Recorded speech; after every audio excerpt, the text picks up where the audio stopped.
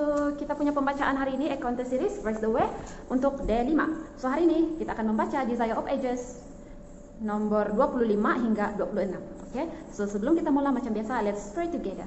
Tuhan Allah Bapa kami yang bertahta dalam kerajaan syurga, pada saat ini kami ingin belajar tentang firman Engkau di dalam buku Encounter Series ini. Tuhan, kiranya Engkau memberkati kami beserta dengan kami untuk memahami lebih mendalam tentang firman Engkau di dalam buku ini. Terima kasih Tuhan atas berkat Engkau, ampunkan dosa pelanggaran kami. Semua ini saya serahkan dalam nama Tuhan Yesus Kristus yang telah menjadi juru selamat dan penebus kami semua. Amin. Oke, jom kita baca. Dengan merendahkan diri untuk mengenakan tubuh kemanusiaan pada dirinya, Kristus menyatakan tabiat yang berlawanan dengan tabiat setan.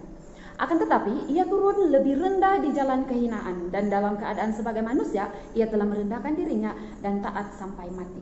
Bahkan sampai mati di kayu salib. Filipi 2 ayat 8. Sebagaimana imam besar menanggalkan jubah keimamatan yang serba indah dan bekerja dengan memakai jubah putih, imam yang biasa, demikian juga Kristus mengambil rupa seorang pelayan dan mempersembahkan korban.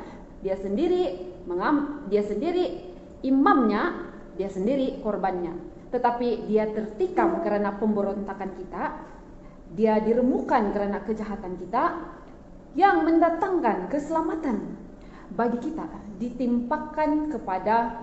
ditimpahkan kepadanya, dan oleh bilur-bilurnya kita menjadi sembuh. Yesaya 53 ayat 5. Kristus diperlakukan sebagaimana kita layak diperlakukan, supaya kita dapat diperlakukan sebagaimana ia layak diperlakukan.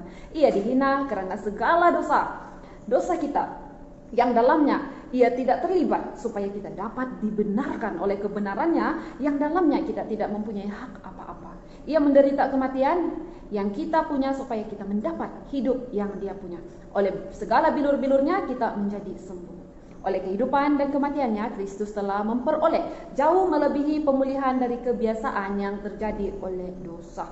Adalah maksud setan untuk mengadakan perpisahan yang kekal antara Allah dan manusia. Akan tetapi dalam Kristus kita dihubungkan lebih rapat lagi dengan Allah daripada sekiranya kita tidak pernah berdosa. Dalam mengambil sifat-sifat kita, Juru Selamat telah mengikatkan dirinya kepada manusia dengan ikatan kasih yang tidak akan putus. Sepanjang zaman yang kekal ia dihubungkan dengan kita, karena begitu besar kasih Allah akan dunia ini, sehingga ia telah mengaruniakan anaknya yang tunggal. Yohanes 3 ayat 16. Ia mengaruniakan putranya bukan sahaja untuk memikul dosa-dosa kita belaka dan mati sebagai korban kita. Ia menyerahkannya kepada umat yang telah berdosa untuk memberi kita kepastian tentang janji perdamaiannya yang tidak terubah itu. Allah mengaruniakan anaknya yang tunggal itu untuk menjadi anggota keluarga umat manusia, untuk selama-lamanya memiliki sifat kemanusiaannya. Inilah ikrar yang menunjukkan bahwa Allah pasti akan menepati janjinya. Seorang anak lahir untuk kita, seorang putra telah diberikan untuk kita. Lambang pemerintahan ada di atas bahunya. Allah telah memakai sifat kemanusiaan dalam diri anaknya dan telah membawa sifat itu ke langit yang tertinggi. Anak manusia itulah yang juga turut bersemayam di takhta alam semesta. Anak manusia itulah yang namanya akan disebut penasihat ajaib, Allah yang perkasa, Bapa yang kekal, Raja damai. Yesaya 9 ayat 15. Yesaya 9 ayat 15, okay? Aku ada, itulah pengantara antara Allah dan manusia, melainkan tangannya atas keduanya. Ia yang saleh tanpa salah, tanpa noda, yang terpisah dari orang-orang berdosa, itu tidak merasa malu untuk menyebut kita sebagai saudara. Ibrani 7 ayat 26 dan Ibrani 2 ayat 11 mengatakan seperti itu. Dalam Kristus, keluarga yang di bumi dan yang di surga dipersatukan. Kristus yang dipermuliakan itu adalah saudara kita. Surga diabadikan dalam manusia, dan manusia dirangkul mesra dalam dada kasih yang tidak terduga. Mengenai umatnya, Allah berfirman, mereka seperti permata-permata mahkota yang berkilap-kilap, demikianlah mereka di tanah Tuhan.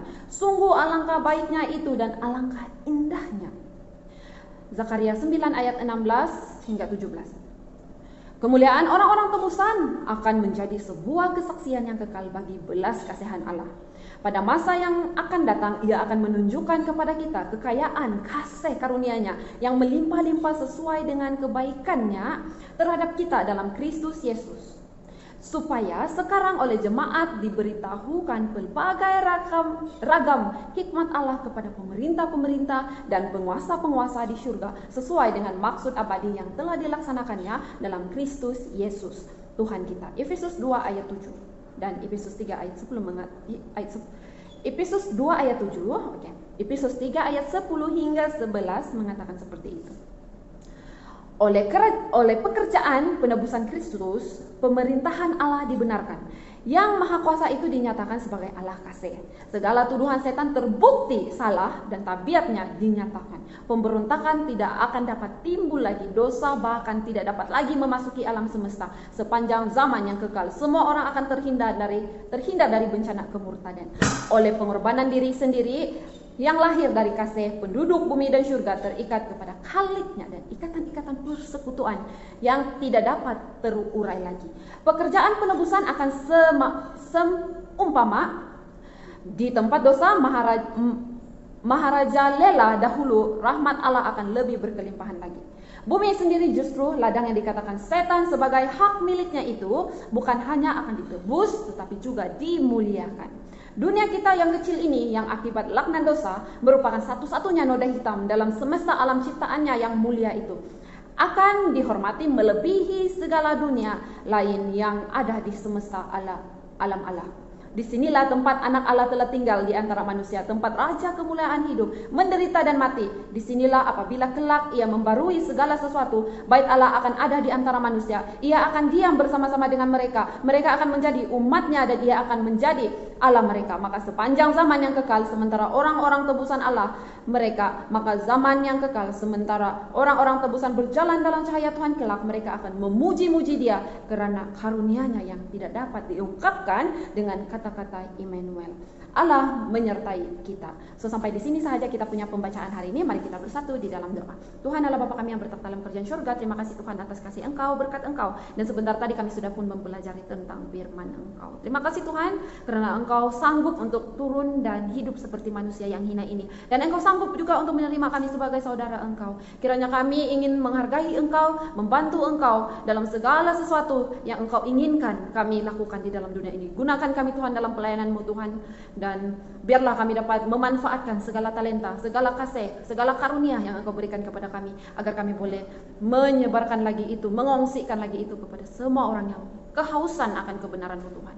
Ampunkan segala dosa pelanggaran kami Tuhan, biarnya Engkau sentiasa menyertai kami. Semua ini saya serahkan dalam nama Tuhan Yesus Kristus yang menjadi juru selamat dan penebus kami. Amin. Thank you guys, bye. Jumpa lagi esok.